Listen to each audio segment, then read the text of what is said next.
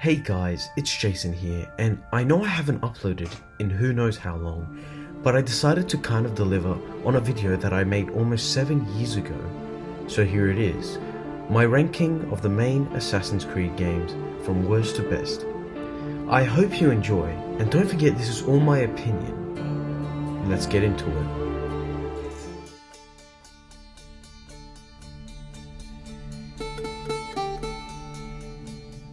In last place, I've got Assassin's Creed Odyssey. It is the newest entry in the Assassin's Creed franchise, besides Valhalla, and as most Assassin's Creed fans say, it shouldn't be part of it. Without including the DLC with Darius the Assassin, it has nothing to do with the Assassins or Templars. It is just a Greek warrior RPG set in Assassin's Creed lore. This game does not feel like it is a part of the franchise. The side characters feel irrelevant and the game's tone in general is very silly and off-putting. The sad thing is, it doesn't even follow the lore, it's all over the place. You're telling me Medusa, a Minotaur, and Atlantis all exist in the Assassin's Creed universe and no one knew about it? You're telling me that Cassandra/Alexios has been sitting in that cave for 2,500 years while Altair, Ezio and the rest of the assassins are doing their own thing, just for her to go out and buy a bloody suit? The writing of Cassandra/Alexios, in my opinion, was written so poorly, since they give you dialogue choices which were made for a make-your-own Odyssey for a pre-established character that should have been set in stone, which is what Valhalla has seemed to have done. You can play the entire game as the hero and then suddenly decide to slaughter entire towns without any consequences. How the hell is that good writing? There are also problems with the combat and the terrible grinding. The enemies are huge damage sponges and the leveling is a total burden. The world itself is massive and empty, which is just there to make the game look big, but just adds playtime to the game.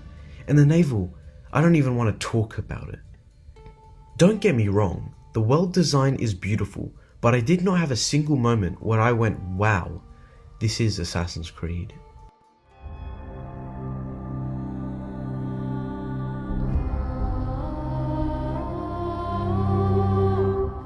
I have placed Assassin's Creed Syndicate in the 11th spot, and I'm seeing a pattern here. The studio that made Syndicate and also made Odyssey, I think we know who we need to remove from making Assassin's Creed games. When this game came out, I thought it was alright on my first run through, but on second thoughts, I don't know why. Syndicate feels very restrictive in terms of its gameplay. Everything from the customization to the crafting, even to the leveling and skill systems are so linear. The story was not the best, and the characters were forgettable. But at least it was an Assassin's Creed game, with assassins and Templars. By having historical figures just coincidentally being everywhere, or having the pieces of each working in the most generic way possible, it makes it feel as Syndicate was made to be a parody of its own franchise. The side quest and burrow takeovers get very repetitive and boring very quickly, and the rope launcher is another issue. If the setting doesn't work without the rope launcher, then it shouldn't be set there.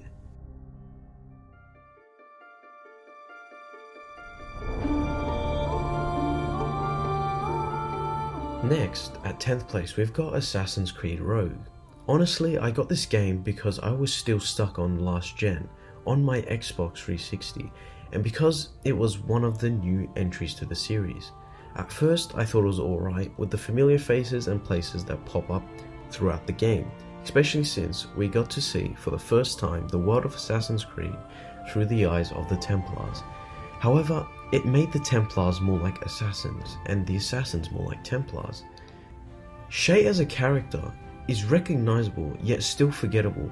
The world is boring with a lot of filler, and the gameplay is basically Assassin's Creed 4 with a reskin, but is much worse because it's running on older tech. Rogue overall is not a terrible game, it is just how it was executed. That's why I have put it higher than both Syndicate and Odyssey.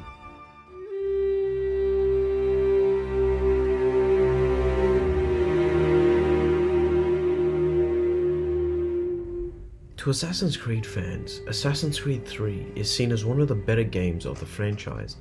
It has decent social stealth, it had a decently sized open world with beautiful graphics for its time, it had actual Templar assassinations, one of the most fun modern day.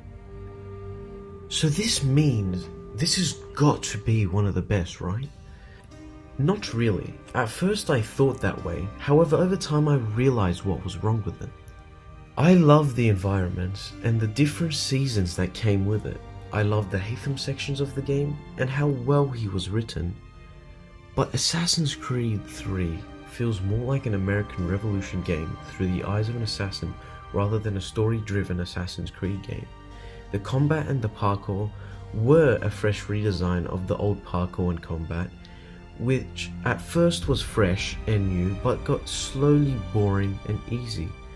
The side characters are uninteresting and forgettable as well. However, the main negative of this game is Connor the protagonist. I could never relate with Connor, especially closer to the end of the game. They never developed his character, allowing him to grow from a naive child to a wise master assassin, which really brought the game down and has put it to where it is in this ranking.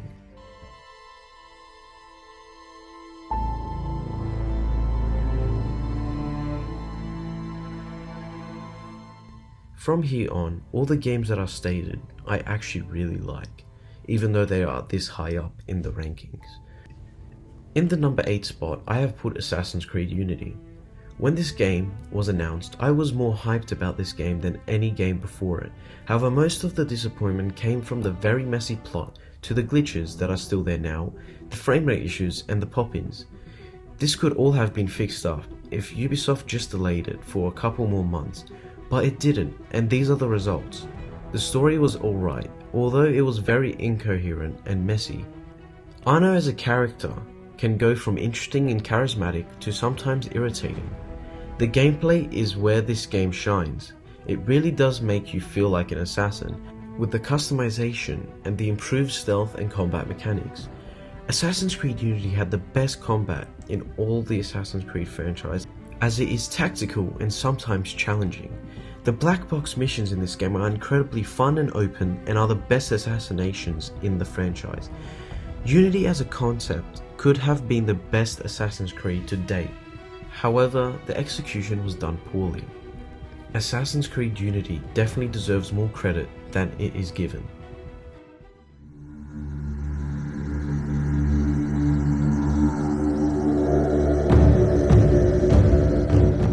Technically, I can't really include Assassin's Creed Valhalla, as it has not come out yet and I haven't played it yet either. However, I decided to put it in 7th place, as what I have heard and seen have really got me hyped.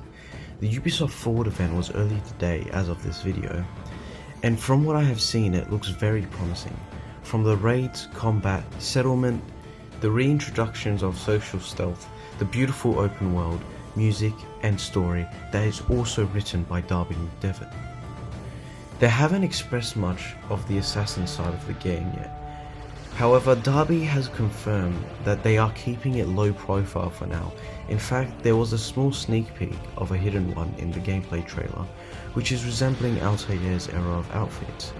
The story is the only thing now keeping the game where it is, or moving it up in the list. All we can do now is hope.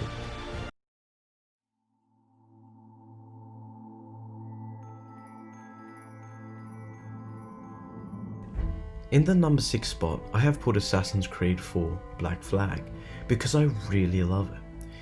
It could be considered to be the best Assassin's Creed game to come out for a while. The ambition from the team, which can also be seen in both Origins and Valhalla as well, from the beautiful environments and the polished animations and gameplay to even the perfectly crafted story by Darby McDevitt, which really develops the protagonist of Edward Kenway, and most of the side characters are unforgettable. It has one of the most filled and fun open worlds, and for its time the scale was impressive. However, there are a lot of missions that feel like they ran out of ideas, and the number of tailing missions, don't get me started on those. The modern day was also pretty boring and had no investment towards it. If you're into pirates and you're into the assassins, then this game is for you, as it perfectly blends the two through strong character development.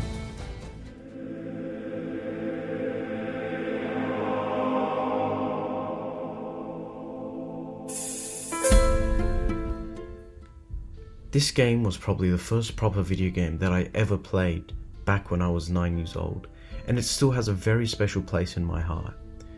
I didn't understand a lot of it in my first playthrough, however I was forced to play it again a few years later because my save file had been deleted, and boy did I get into the lore, the setting and the combat. Walking through Damascus, Jerusalem and Acre really helped to sell the story and the person who started it all, Altair. The social stealth system was really well implemented, especially how it gave you the option to use it or not. The first game had so much depth in both gameplay and the narrative, but there was a lot of repetition in the missions, as it is mostly getting info about the target by the same ways you did it every time, either through eavesdropping or even pickpocketing. Assassin's Creed wasn't trying to be like every other game. It was trying to be like Assassin's Creed. It didn't care about the people that didn't like it.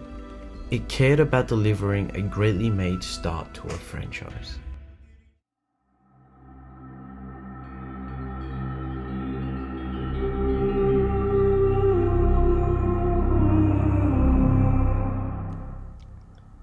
Oh, this is music to my ears. Assassin's Creed Origins has one of the best soundtracks of any of the Assassin's Creed games, which is one of the features that put this game this high up in my ranking. When it released, Origins was a really fresh start for the Assassin's Creed franchise, as we all know what came before. What's this, Greenie? Assassin's Christmas. The removal of social stealth, which is greatly coming back, and the black box assassination missions and small things like that that really dragged the game back from where it came from. The story and the world were interesting, vast and diverse, and Bayek as a character for me is second only to Ezio. There was a lot of repetition with the side quests, however there was still enough memorable ones to make me replay the game. I wish that the story did go deeper into the origins of the Assassin Brotherhood rather than just scrape the surface, just to satisfy all fans from new to old. All in all, I love this game, and it is one of the 3 platinums I have achieved so far, meaning that it kept me wanting to keep coming back.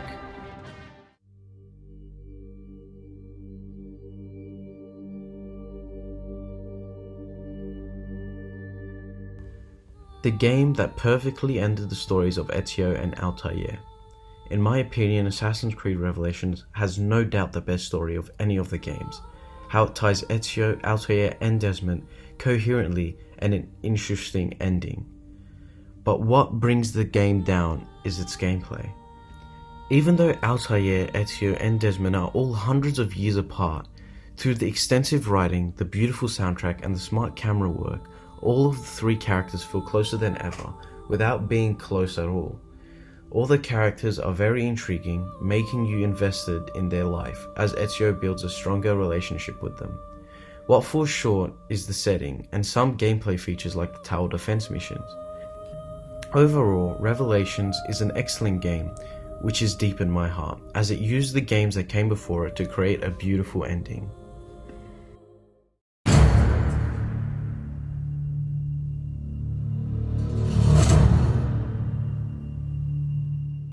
Assassin's Creed Brotherhood takes the number 2 spot as my second favorite Assassin's Creed game. It really understood what it needed to be, from the one big city to the assassin recruit to a beautiful continuation of the story of Ezio.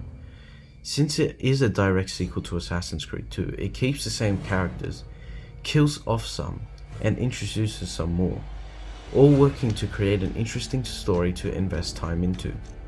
The modern day in Assassin's Creed Brotherhood is a grey modern day, and for some even the best, as Ubisoft fully understood what the modern day was meant to be and did it in a great way. It is an Assassin's Creed game made for Assassin's Creed fans, and it did exactly what it was made for.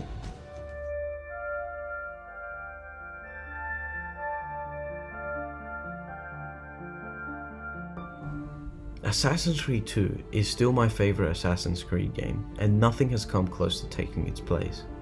Assassin's Creed 2 improved on everything that the first game introduced, making for a more fun and enjoyable game with great characters and a deep story filled with ups and downs of Ezio's life. The game does not forget about Altair, instead he is still an integral part of this game, as we need him to find his codex pages and to unlock the badass Altair armor. This game introduced one of my most favourite characters in any game, Ezio Auditore da Firenze, and as the story starts from Ezio's birth to when he gets to the vault, we grow a connection with him, making the game mean more to the overall story. The expansion on the ones who came before and the lore behind the Assassin Brotherhood of that time period. The soundtrack is one of the best, or probably the best, and I'm so happy to have Jesper back to do the Valhalla soundtrack. It was an incredible sequel as it kept everything coherent and interesting. Well, this brings us to the end of my Assassin's Creed games ranked. I would like to know if you guys agree or disagree with my opinion. Let me know down in the comments below. Thank you guys for watching. Don't forget to like, share, and definitely do not forget to subscribe for more great videos like this one. And I'll see you guys in another video.